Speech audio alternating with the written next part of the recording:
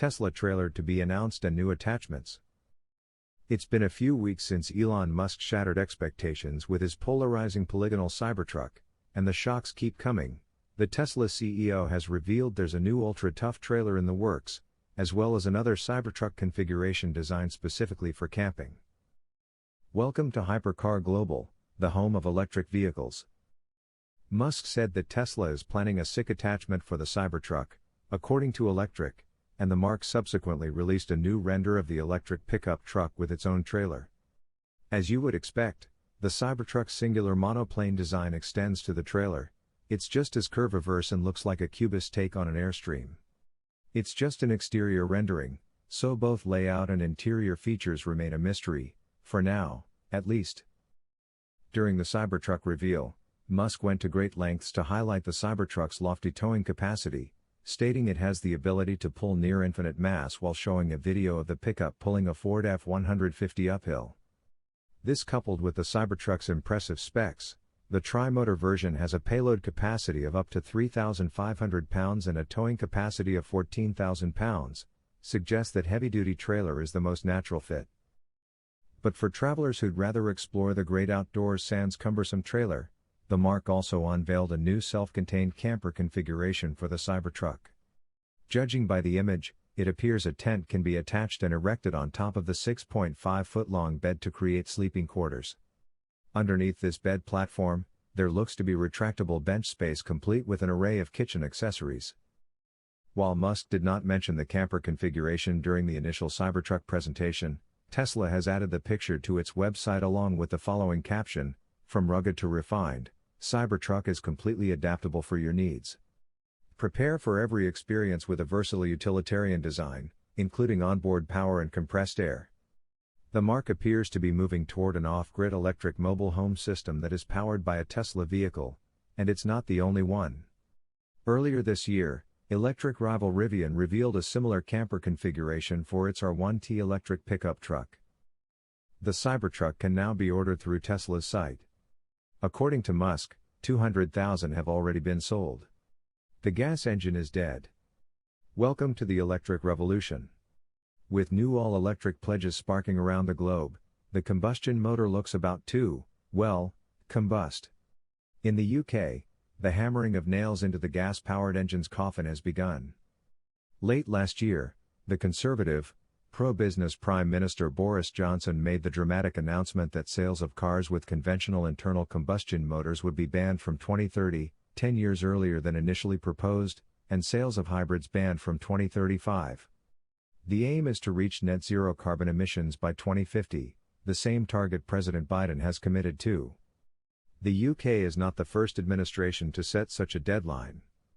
Norway seeks to ban sales of conventionally powered cars just 4 years from now, and within the US, the state of California will too, from 2035. But the majority of Norway's new car sales are already electric, and it has no native car industry to imperil with such an alarmingly close cutoff. California's only major car maker is Tesla.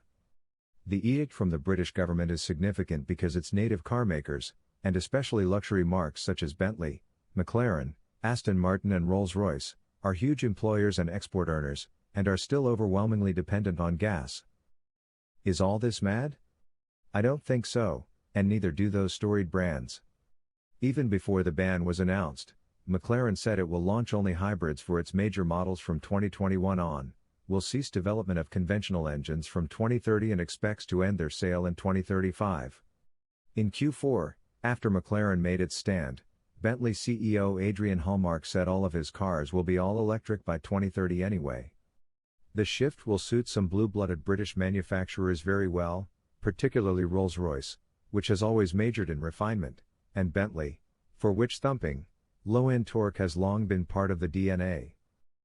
Given the readiness of these luxury automakers for these bans, I wonder if what looks like a cliff edge now might feel like a speed bump when we finally get there, or even pass under our wheels unnoticed. Governments may simply be putting definite end dates on the combustion engine's pre-existing, gradual but terminal decline in some developed markets. The signs are there: the rate at which EV sales are increasing, the frequency of new model launches, the boosts in battery energy density and the falling charge times, pointing to a clear direction of travel that politicians have recognized and perhaps just positioned themselves ahead of. The explosive growth in the share prices of Tesla and NIO, and the implied value of not yet listed EV makers like US-based Rivian, might befuddle and enrage the established car makers, but their valuations let these firms access cheaply the funds they need to actually make this electric future happen and are a clear indication of how the world thinks this is all going to go. Of those entrenched global players, General Motors became the first to commit, in January, to replacing combustion engines, including hybrids, in its passenger cars, its self-imposed 2035 deadline unrelated to the British ban, as GM no longer sells cars in Europe. Others will follow. So does the UK's 2030 ban, or Norway's, or California's, or France's in 2040, or those being considered by Germany and others, really matter at all? I think they do, because there's just no way around them anymore, Arndt Ellinghorst told me recently. The Hawkeye German analyzes the car industry for Bernstein, the U.S. research and investment house, and speaks directly to automotive CEOs. In the past, when there were just emission targets, then yeah, there were ways around them. But if you just can't sell these things anymore, then that's it. The industry needs clarity, it needs certainty. I think it's almost a win for them. There's almost a sense of relief. More companies now tell me they're not spending money on engines because the incremental improvements aren't worth it.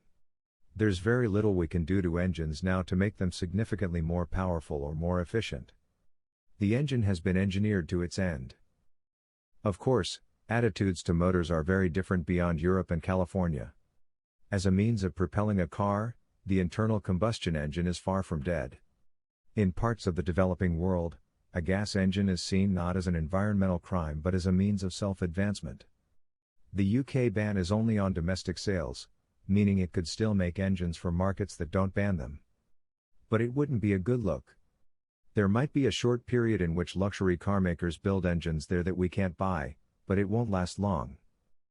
And, frankly, I can't wait. I've made what passes for a career driving and writing about internal combustion engines for more than 20 years now. The first letter my son learned was the M on the engine cover of a BMW Motorsport Straight 6.